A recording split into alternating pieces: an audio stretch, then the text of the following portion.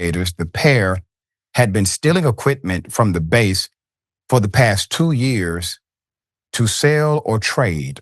And agents found about $24,000 in cash at the home, wrote Special Agent Christopher J. Ragus of the Army Criminal Investigation Division. Washington State business license records show that Frakes and Fields have a company called Sovereign Solutions, which featured an SS logo with the letters separated by a lightning bolt. Its website advertises, quote, quality training and equipment for the modern war fighter, end quote, including marksmanship classes, as well as a t-shirt with the company logo and words, quote, professional war crime committer, end quote. According to the complaint. Hey, yo, what up, my 1751 family? I'd like to thank you all for tuning in, man. For those of you who already smashed and subscribed, I'd like to take my hat off to y'all, man. I'd like to thank y'all for your unwavering support. It means so much to me, man. You know, it really helps this channel reach great heights, man. For those of you who have yet to subscribe, but you enjoy watching these videos, why don't you go on ahead and take a second to go on over and smash and subscribe, man. And don't forget to hit that bell notification while you at it. Now, anyway, man, today we're going to be getting into a rather interesting situation that just occurred, you know, not too long ago, maybe a few days or so.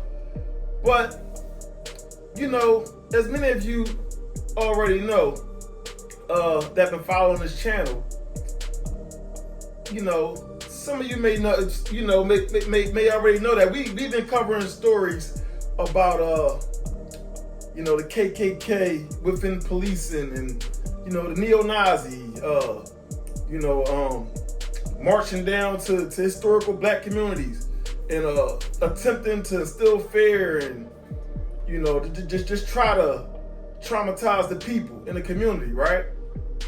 But you know, a lot of these situations, man, they don't only occur within law enforcement. They also occur within the United States military. You know, these things been happening, man. You know, it is nothing new. These things have been happening throughout history, and they will continue to happen. You know, but here today, we're going to be reviewing a case where you have two guys, former military guys, white men, you know, who were serving in the military, but they weren't just serving in the military. You know, their arrogance and their privilege led them to believe that they could, you know, they would be able to steal military equipment,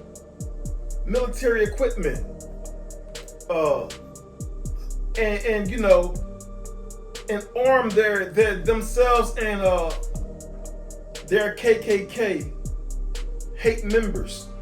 You know, instead of buying their own weapons from the store, and you know, I'm quite sure a lot of them have clean records because you know they get off on you know their privilege. They ride in the back of their privilege, and a lot of times they get pulled over for DUIs and you know domestic violence and stuff like that, and they don't get the same punishment as let's say black men or Latino men, and you know just people outside of the Caucasian race, right? Now, these guys, obviously, their white privilege led them to believe that they could steal, you know, that they could steal a bunch of military equipment. I'm talking long guns, you know, I'm talking long guns. I'm talking grenade launchers. You know, I'm not talking, you know, little semi-automatic pistols and things like that. These guys, they were stealing wartime machinery, and they were stealing this equipment, and they were stealing all of this artillery, with the sole purpose of arming their hate group. Yesterday, we covered the arsenal of military weaponry and armor, including a machine gun and grenade launchers, along with, shockingly, Nazi paraphernalia found during a raid of a home in Washington state.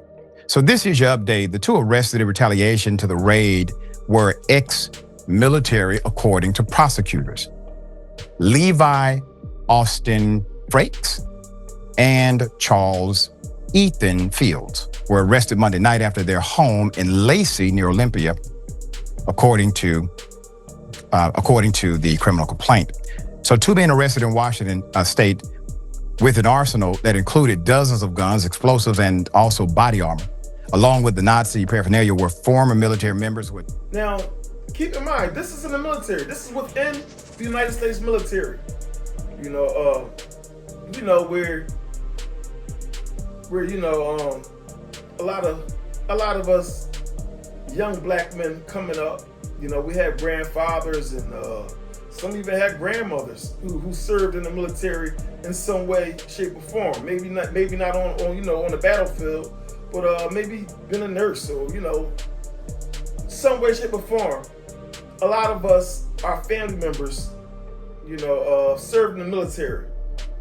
I know it runs deep in my family, and some of you guys might have parents and grandparents who served the country, and they feel honored because of that, right?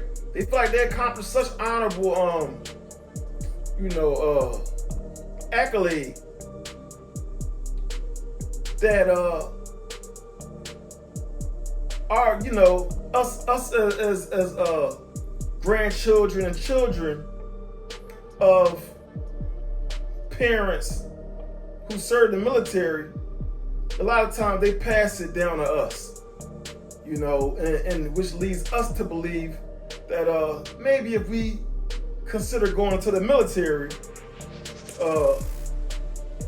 and honor our country, then our lives as black, young black men, black women, we believe, a lot of us anyway, believe that going to the military, you'll be set for life. You'll be set for life. I know a lot of you young black men and women have heard this, man, growing up. Go into the military and set up a great life for yourself, serve your country, right? But what you don't hear too much, you don't hear about the racism within the military. The racism, it's a lot of it, man. It goes on, man, and it's not talked about. The same way it goes on within policing all throughout America, all across the country. And it's not being covered and talked about nearly as much as it needs to be, right? Now, you have these two guys, right? Now, these two guys, they've been stealing everything from body armor to helmets, I'm quite sure Teflon, heavy machinery, long guns, grenade launchers, and these guys been doing it for quite a while. But their run has finally come to an end. And now a lot of, their history within the military is being unfolded. The situation that occurred, that led to them getting arrested. They were caught inside the military arsenal, right? They were caught by another soldier. I'm not going to get into the color of the soldier, the background of the soldier, but they were encountered by a soldier, right? In which the soldier caught them stealing arsenal, from a storage where they had no business, and as this soldier caught them and approached them, they became uneasy and unhinged, to say the least, right? But this soldier stood on his 10. He stood on all 10, and he told them to pull the mask down. And once they pulled the mask down, a scuffle ensued. And where they attempted to beat the soldier with a hammer. They attempted to beat the soldier with a hammer. It's just, it's crazy that these type of things goes on in the military, man. Now, these guys, they were unsuccessful. They beat the soldier bad, but he survived. Fortunately, he survived. And their wrongdoings was brought forth. And as a result, these guys are facing consequences for their actions. Now, as you can see here on the stream, man, you have a room. You have a room, which is a room belonging to one of these guys, right? You have a room where you have, obviously, military equipment, body armor, helmets, what it looked like to be helmets, which, like I said, is likely bulletproof, Teflon, whatever, and you also have a long gun, and you also have grenade launchers. And if that's not enough to raise the hairs on your back, right? They also, as you can see, they have a neo-Nazi flag. A neo-Nazi flag, to represent their arsenal. Now, these guys, they have since been arrested, brought up on a $500,000 bond as the investigation continues. But it's just baffling. It always baffles me, man, when situations like this occur, man. Because although we know that these situations goes on, man, for some reason, these situations are not covered. They're not covered nearly as much as they need to be, man. Every once in a while, man, you have a situation that, like I said, will raise the hairs on your back, man. Such as this one here, right? Corruption within the military. And not only is it corruption, but it is neo-Nazi, KKK within the military. Now, a lot of you who've been following this channel, y'all know that from time to time, we review cases where you have neo-Nazi and KKK behind the badge. Just like you see in a recent video that we just reviewed with the Rodney Hinton Jr. And that other officer that was murdered by a white man. Two different cases. But I did a kind of a 3-4 stories in one. But you have a story that we reviewed on not too long ago, where you have the brother Rodney Hinton, who got revenge on the Ohio Police Department, death by vehicular homicide on a police officer, and his brother Rodney Hinton, he chose to get justice, street justice, instead of going through the courts, because he felt like he wasn't going to get the justice that he knew he deserved, and his family deserved, by going through the courts, because he already knew that they were going to cover that up, but not to get off topic, but in that video where we reviewed about that case, the reason why that brother Rodney Hinton Jr. Drove his vehicle into that random police officer as a way of revenge, which I don't condone anything that happened in that situation. I don't condone him running to the police officer and unaliving that police officer, and I don't condone the other police officer gunning down his son, tragically gunning down his son with no good reason whatsoever. But anyway, that officer that shot Rodney Hinton Jr.'s son, Ryan Hinton, that officer, as he jumped out of that vehicle within 6 seconds, he tragically gunned that young man down as the young man attempted to flee through the woods, right? Young man running scared. But this officer, he had a field day. And if, like I said, if a lot of you been following and been rocking with this channel, y'all remember, man, that when I showed and I reviewed that case, that officer, he jumped out of his vehicle, and in the body cam, you can see a hate tattoo. You can see a hate tattoo, a hate symbol on his forearm as he lifted his arm to tragically blow that young man down with that firearm, right? So these are situations, man, that are not unique. They happen all across America, day in, day out. We just don't hear about them nearly as much as we should, as much as we need to, and it is not enough being done to combat these type of situations, man. And that's the reason why they keep happening, and they continue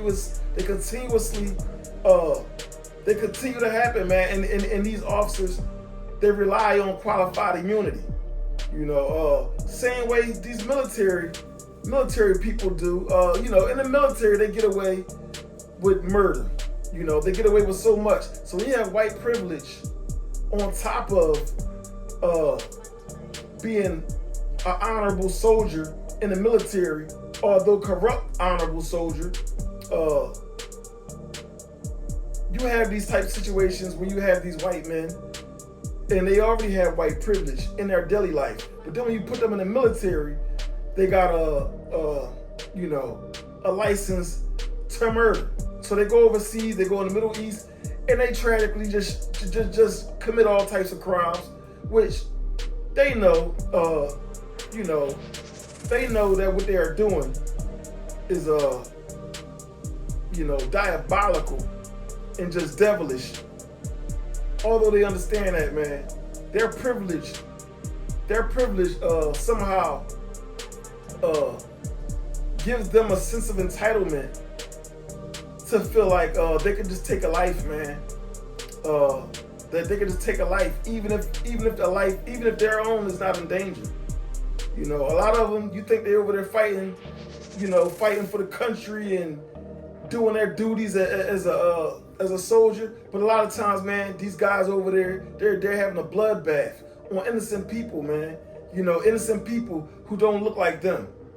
It's like an easy way for them to be able to go out, to go out there within someone else's land and blow people away at will, with no consequences.